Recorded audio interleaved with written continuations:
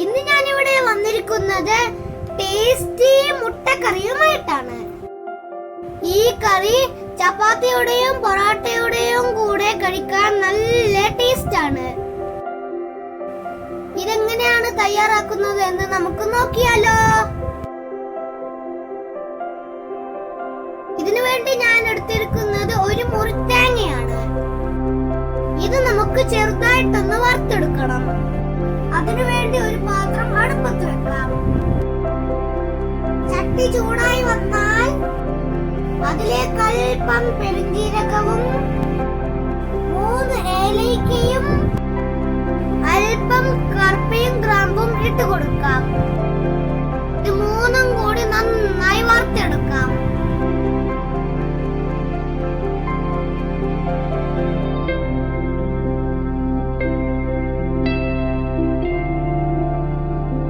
ഇതിലേക്ക് നമുക്ക് തേങ്ങ ഇട്ട് കൊടുക്കാം. നമുക്ക് എല്ലാം വറുത്തെടുക്കാം.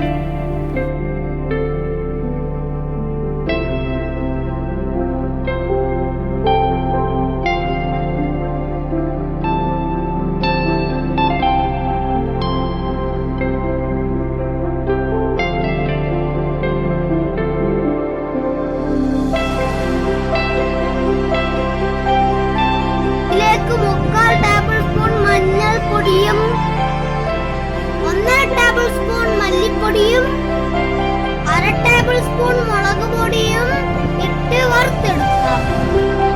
പൊടികളുടെ പച്ചമണം മാറുന്നത് വരെ വറുത്തെടുക്കാം.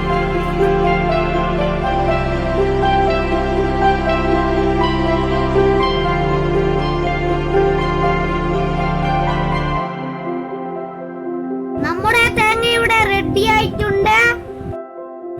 ഇത് ചൂടാറിയതിനു ശേഷം മിക്സിയിലിട്ട് അരച്ചെടുക്കാം.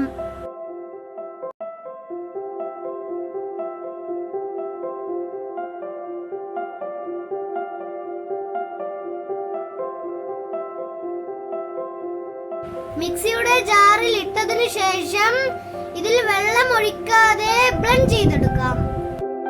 ഇങ്ങനെ ചെയ്താൽ പെട്ടെന്ന് അരഞ്ഞു കിട്ടും.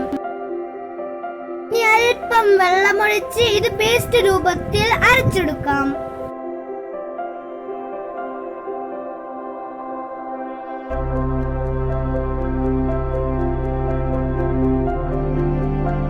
ഇനി നമുക്ക് കറി തയ്യാറാക്കിയെടുക്കാം. അതിനുവേണ്ടി ഞാൻ എടുത്തിരിക്കുന്നത് 3 പച്ചമുളക്, ഒരു മീഡിയം സൈസ് തക്കാളി, ഒരു സവാളയും അല്പം മല്ലിയിലയും. ഒരു പാത്രം അടുപ്പത്ത് വെച്ച് അതിൽ ഓയിൽ ഒഴിക്കുക.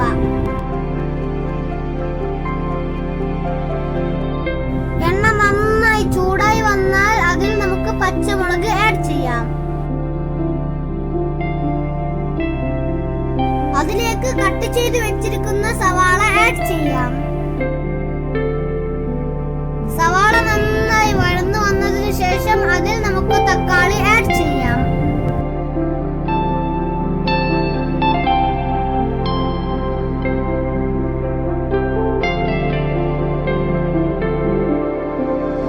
ഇതിലേക്ക് അല്പം ഉപ്പും ചേർത്ത് നന്നായി വഴറ്റിയെടുക്കാം.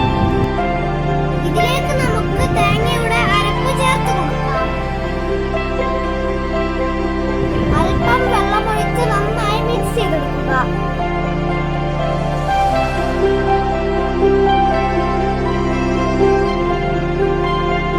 ഹൈ ഫ്ലെയിമിലിട്ട് നമുക്ക് ഇത് മൂടി വെച്ച് തിളപ്പിച്ചെടുക്കാം. കറി നന്നായി തിളച്ചു വരുമ്പോൾ അതിൽ നമുക്ക് ബോയിൽ ചെയ്ത് വെച്ചിരിക്കുന്ന എഗ്ഗ് ഇട്ട് കൊടുക്കാം. അല്പം മല്ലിയിലയും ഇട്ട് ലോ ഫ്ലെയിമിൽ വെച്ച് നമുക്കിത് കുക്ക് ചെയ്തെടുക്കാം.